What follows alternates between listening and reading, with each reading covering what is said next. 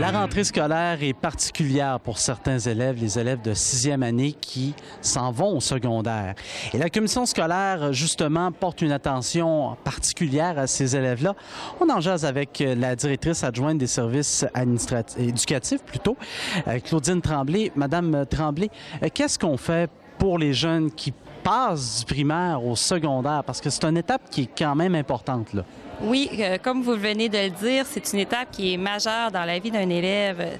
Cette transition-là du passage primaire-secondaire, selon la littérature, c'est la transition la plus déterminante pour la persévérance scolaire, donc pour la suite du cheminement scolaire de l'élève. On sait l'élève va vivre des changements majeurs au niveau physique, mais également au niveau psychologique. On peut même penser aussi au niveau social et environnemental. Donc, nous, notre travail à la commission scolaire, au niveau des intervenants, c'est de s'assurer qu'on met tout en œuvre pour assurer des conditions qui vont permettre un passage de façon la plus harmonieuse possible. Bon, OK. Passage harmonieux, de quelle façon est-ce qu'on s'y prend? Parce que c'est pas évident, c'est pas facile, là.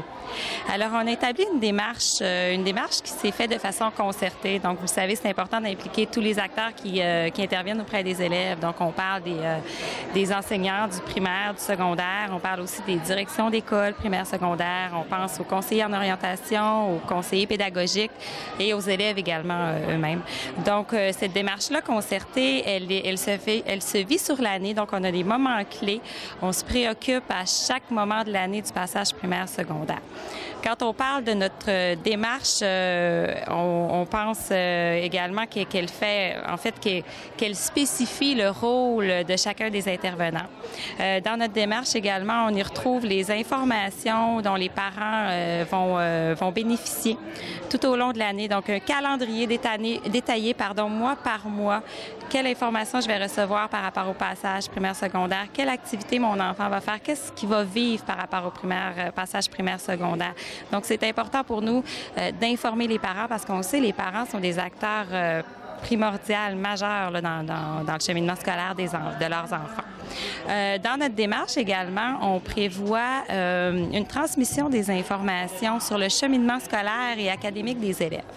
À la fin de la 6e année, tous les enseignants complètent un portrait de l'élève où est-ce qu'on va retrouver les forces, les défis à travailler, les résultats scolaires. Est-ce que l'élève avait une aide particulière? Donc, toutes ces informations-là sont consignées et sont envoyées aux intervenants du secondaire qui vont accueillir les élèves. Donc, ça permet déjà de prendre connaissance des élèves qu'on va recevoir.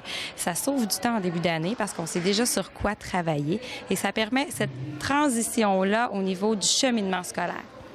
Donc, c'est élève par élève. Chaque élève, il y aura des informations le concernant qui seront transmises à l'école secondaire. Tout à fait, tout à fait. On prévoit aussi dans notre démarche du passage primaire-secondaire un calendrier des activités. Notre calendrier, il est annuel, donc à chaque mois, on prévoit des interventions associées au passage primaire-secondaire. On peut penser, par contre, par exemple, aux portes ouvertes des écoles secondaires. Donc, à la fin octobre, on invite les parents, les élèves de 5e, 6e année à venir visiter l'école, à venir prendre contact avec les lieux physiques, voir les programmes offerts, les services, connaître le personnel, les intervenants. Donc, c'est une première étape.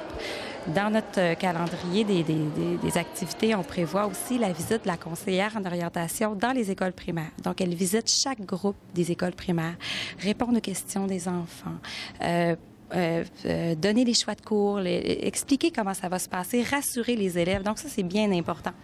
On prévoit aussi dans notre calendrier des activités une visite des élèves dans l'école secondaire qu'ils auront choisie. Pour qu'ils se fondent à l'environnement au secondaire, pour qu'ils aient déjà une idée à quoi s'attendre. Tout à fait, pour qu'ils s'imprègnent de la vie de l'école. Donc, voir c'est quoi un casier, un cadenas, prendre la photo, choisir les cours, vivre finalement la vie de l'école. Donc, ça, c'est vraiment une activité que les élèves attendent là, avec impatience. Dans certaines écoles, on vit aussi le pairage. Donc, un élève de 6e année est parrainé par un élève qui est déjà à l'école secondaire. Donc, dès l'entrée en septembre, le jeune a une référence tout de suite. Il y a quelqu'un à qui aller poser des questions. Il peut aller voir l'élève avec qui il est pairé, finalement. Donc, c'est très rassurant. Dans d'autres écoles, ce qu'on vit aussi, ce sont des activités au niveau des enseignants. Donc, des enseignants de secondaire 1 sont invités à aller vivre une demi-journée dans une classe d'enseignants de 6e année pour voir comment ça se passe, pour comprendre la réalité, l'environnement des élèves de 6e année. Donc, lorsqu'ils accueillent ces élèves-là au secondaire, ils peuvent mieux adapter leurs interventions, finalement. Donc, la commission scolaire, de par toutes ces activités-là, prend vraiment une initiative de bien intégrer les élèves du primaire au secondaire. Est-ce que cet appui-là que vous donnez aux élèves, cet accompagnement-là, qu'on passe du primaire au secondaire, est-ce que ça dure durant toute l'année scolaire? Oui, c'est notre planification, elle est durant toute l'année scolaire. Puis, au-delà de notre planification, il y a beaucoup d'initiatives qui se prennent par les milieux, par les écoles. Et on a pris l'année passée une orientation en comité de travail. On a fait le répertoire des activités qui sont offertes aux élèves de 5-6e année à l'intérieur des murs des écoles secondaires. Donc, on a un répertoire. Écoutez, je pense qu'on en a pour une dizaine de pages d'activités.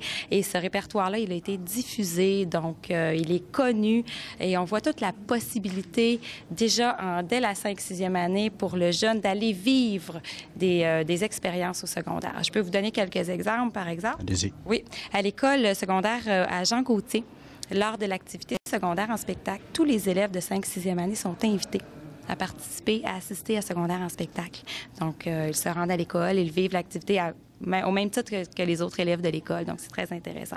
On peut penser à Curie-Hébert, à l'école Curie-Hébert, à l'activité Retour vers le futur. Donc, pendant une journée du mois de janvier ou février, tous les élèves du secteur sud des écoles primaires 5-6e année sont invités à venir passer une journée au complet. Donc, vraiment vivre la journée, la vie d'un élève de secondaire 1, pardon. Donc, ils s'inscrivent au programme, aux activités de l'école et ils participent au même titre que tous les autres élèves du secondaire. On pense aussi au groupe en harmonie des écoles du primaire qui sont invités à aller vivre les spectacles dans les écoles. À l'école secondaire Camille Lavoie, on vit 3 jours de spectacle en harmonie. Donc, les élèves du primaire sont invités. On pense aussi à l'école, au pavillon Wilbrod-Dufour, l'activité, en fait, c'est les cours de ballet en collaboration avec le prisme culturel. Donc, les élèves des écoles primaires vont faire leurs cours de ballet à l'école secondaire. Donc, je pourrais vous en nommer. Écoutez, on en a tellement et c'est tellement intéressant pour les élèves de déjà faire ce premier pas-là à l'école secondaire.